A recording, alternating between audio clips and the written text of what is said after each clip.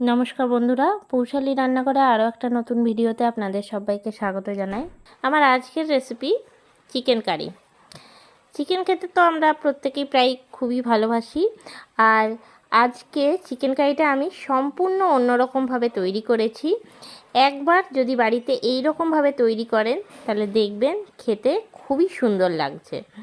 দেখে নিন আজকের রেসিপিটা কেমন লাগলো, অবশ্যই আমাকে কমেন্ট করে জানাবেন।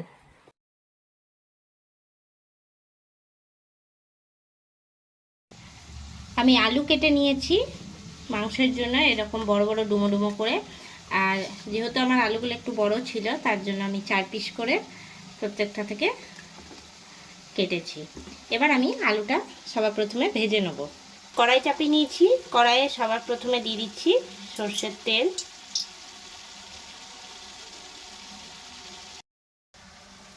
কড়াইয়ে তেল গরম হয়ে গেছে, দিয়ে দিচ্ছি আমি কেটে রাখা আলুগুলো।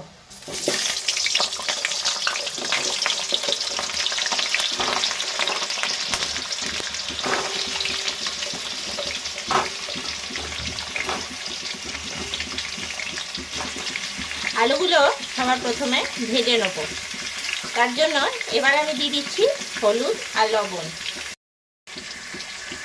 দিয়ে দিচ্ছি হলুদের গুঁড়ো, আমি 1 চামচের মতন হলুদের গুঁড়ো দিলাম। এবার দিয়ে দিচ্ছি লবণ আন্দাজ মতন। লবণ আর হলুদ দিয়ে এটা ভালো করে ভেজে নেব, একটুখানি লাল লাল করে ভেজে নেব। ভাজার সময় হলুদ আর নুনটা দিয়ে দিলে কিন্তু খুব সুন্দর আলুটার একটা কালার আসে।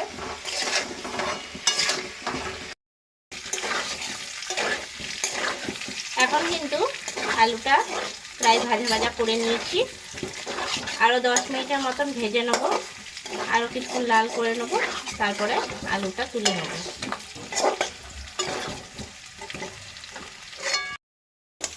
এবার আমি আলুটা তুলে নিচ্ছি বাটির মধ্যে।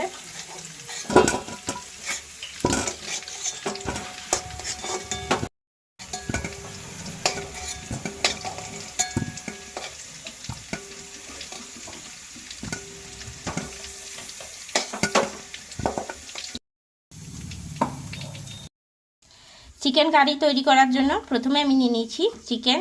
এখানে আমি 1 কিলো চিকেন নিয়েছি। সবার প্রথমে চিকেনটা আমি ভেজে নেব, তার জন্য যে কড়াইয়ে আলু ভেজেছি সেই তেলের মধ্যে আমি চিকেনটাকে ভেজে নিচ্ছি, তারপরে ম্যারিনেট করব। এখন কড়াইয়ে তেল গরম হয়ে গেছে, আর দিয়ে দিচ্ছি চিকেনটা। হালকা করে আগে ভেজে নেব।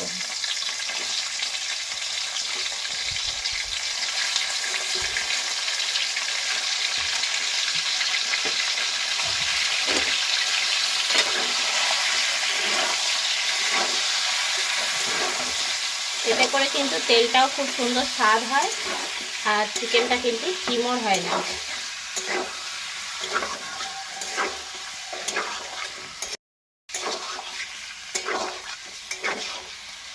গ্যাসের ফ্লেমটা লোতে রেখে হালকা করে এটা ভেজে নেব।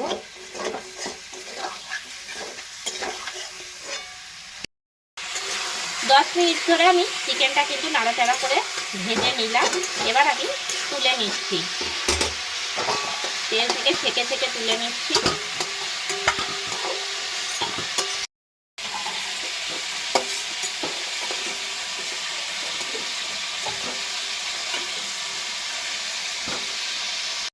এখন মাংসটা তুলে নেওয়া হয়ে গেল।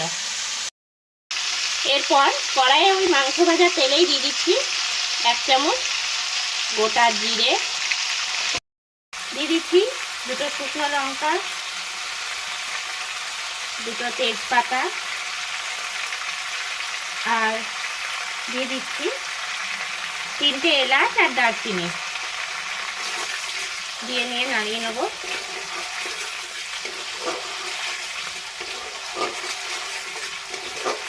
ভালো করে আগে ফোড়নটা রেডি করে নেব।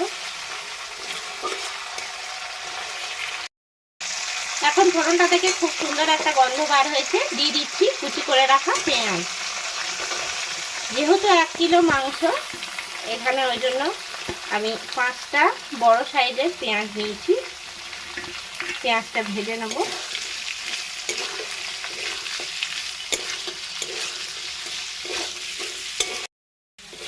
ভাজা হতে হতে মাংসটা ম্যারিনেট করে নিচ্ছি। প্রথমে আমি দিয়ে দিচ্ছি টক দই। তো আমি এখানে 2 চামচ টক দই দিলাম। দিয়ে দিচ্ছি লঙ্কার গুঁড়ো 1 চামচ। দিয়ে দিচ্ছি ধনে গুঁড়ো 1.5 চামচ। দিয়ে দিচ্ছি গরম মশলা গুঁড়ো 1/2 চামচ। সব কিছু দিয়ে নিয়ে খুব ভালো করে এটা মাখিয়ে নেব। দিয়ে দিচ্ছি লবণ আন্দাজ মতন।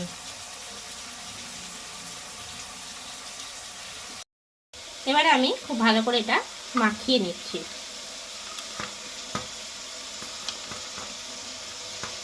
এই চিকেন কারিটা কিন্তু একদম অন্যরকম ভাবে আমি করছি, তাই এটা স্বাদটা কিন্তু খুবই সুন্দর লাগবে।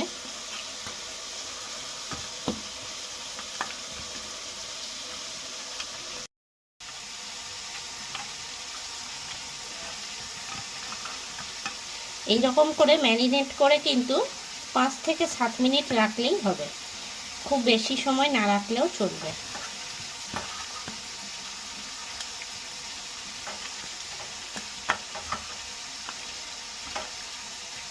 এখন মাখিয়ে নেওয়া হয়ে গেছে। এবার এটা রেখে দিচ্ছি 10 মিনিটের জন্য। এখন কিন্তু পেঁয়াজটা অনেকটা ভাজা ভাজা করে নেওয়া হয়ে গেছে। এবার আমি দিয়ে দিচ্ছি এর মধ্যে আদা রসুনের পেস্ট।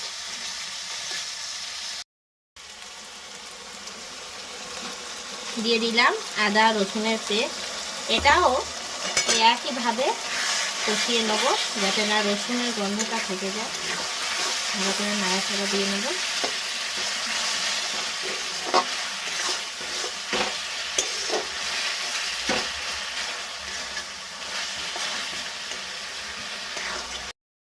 এবার আমি দিয়ে দিচ্ছি টমেটো বাটা। আমি এখানে 2 ছোট সাইজের টমেটো নিয়ে পেস্ট তৈরি করে নিয়েছিলাম। তো এটা পুরোপুরি অপশনাল, আপনারা চাইলে দিতেও পারেন আবার নাও দিতে পারেন। দই দিলেও হবে, আবার শুধু টমেটো পেস্ট দিলেও কিন্তু হবে।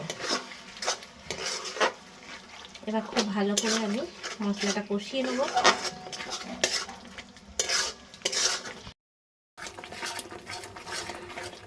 এখন কিন্তু পেঁয়াজের সঙ্গে আদা রসুন আর টমেটো খুব ভালো করে কষিয়ে নিচ্ছি। আর বেশ কিছুক্ষণ ধরে হাই ফ্লেমে এটা কষাতে কষাতে কিন্তু অনেকটা পরিমাণে জল বের হয়েছে। এবার আমি এর মধ্যে দিয়ে দেবো ভেজে রাখা আলুটা।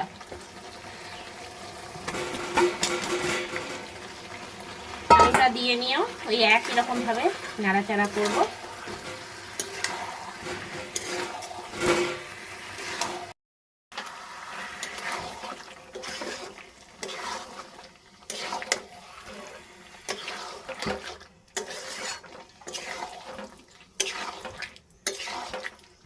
এবার আমি দিয়ে দিচ্ছি আগে থেকে ম্যারিনেট করে রাখা মাংসটা।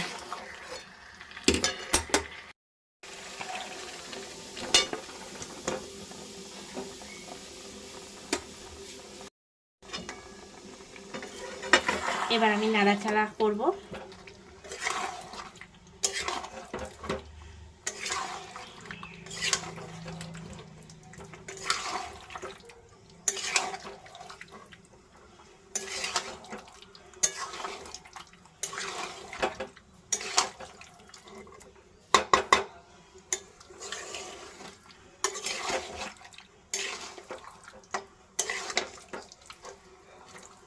গ্যাসের ফ্লেমটা একটুখানি হাইতে দিয়ে দেবো। এবার বেশ কিছুক্ষণ ধরে এটা কষিয়ে নেব।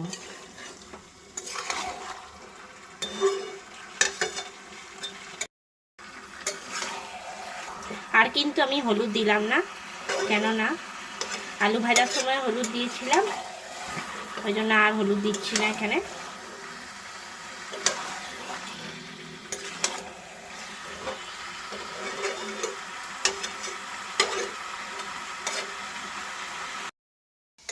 বেশ কিছুক্ষণ ধরে আমি কষালাম। এরপর আমি দিয়ে দিচ্ছি চাপা ঢাকা, আর গ্যাসের ফ্লেমটা একদম লোতে করে দিচ্ছি।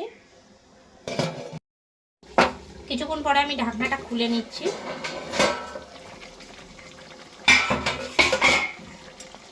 নাড়াচাড়া দিয়ে নেব।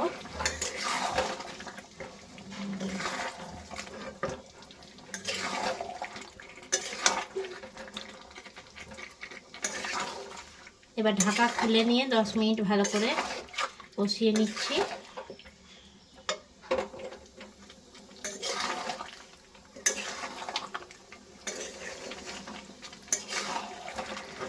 এখন কিন্তু কষাতে কষাতে অনেকটা পরিমাণে জল বের হয়েছে।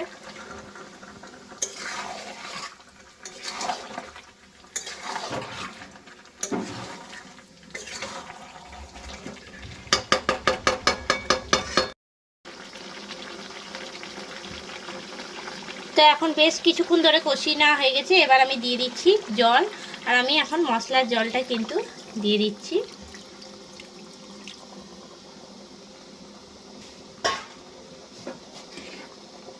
দিয়ে নিয়ে নাড়াচাড়া করে নেব, আর একটা চাপা ঢাকা দিয়ে দেবো, এতে করে আলুটা আর মাংসটা কিন্তু সিদ্ধ হয়ে যাবে।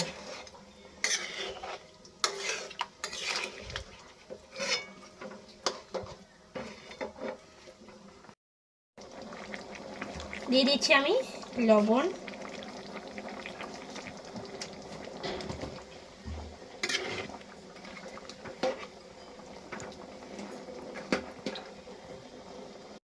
আমি দিয়ে দিচ্ছি একটা বড় সাইজের ক্যাপসিকাম।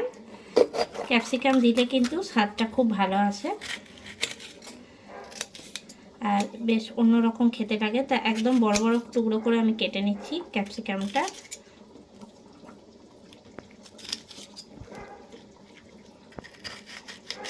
বীজটাকে আলাদা করে দেবো। দিয়ে দিচ্ছি ওপর থেকে ক্যাপসিকাম। এবার আমি দিয়ে দিচ্ছি চাপা ঢাকা।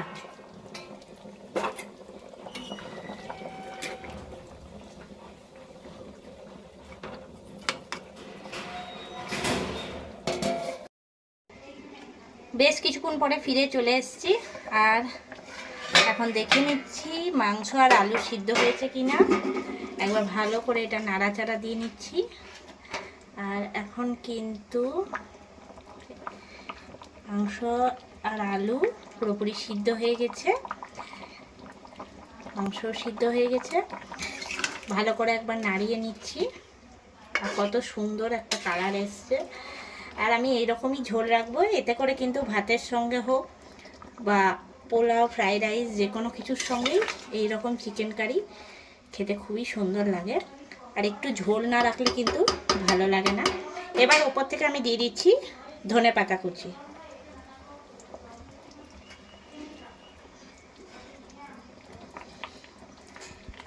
এবার আমি গ্যাসটা বন্ধ করে দিচ্ছি।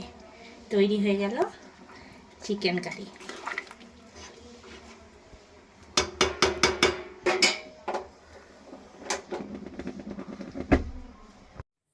তৈরি হয়ে গেল আমার আজকের রেসিপি চিকেন কারি। কেমন লাগলো আজকের এই রেসিপিটা অবশ্যই আমাকে কমেন্ট করে জানাবেন। আর খুব সহজেই কিন্তু বাড়িতে তৈরি করে নেওয়া যায়। ভাত, রুটি যে কোনো কিছুর সঙ্গে কিন্তু চিকেন কারি খেতে খুবই সুন্দর লাগে। আপনারাও ঝটপট বাড়িতে তৈরি করে ফেলুন, আর আমাকে অবশ্যই কমেন্টে জানাবেন কীরকম লেগেছে আজকের এই রেসিপিটা। আজ এ পর্যন্তই, আবারও নতুন কোনো ভিডিও নিয়ে হাজির হব। সঙ্গে থাকুন আর দেখতে থাকুন।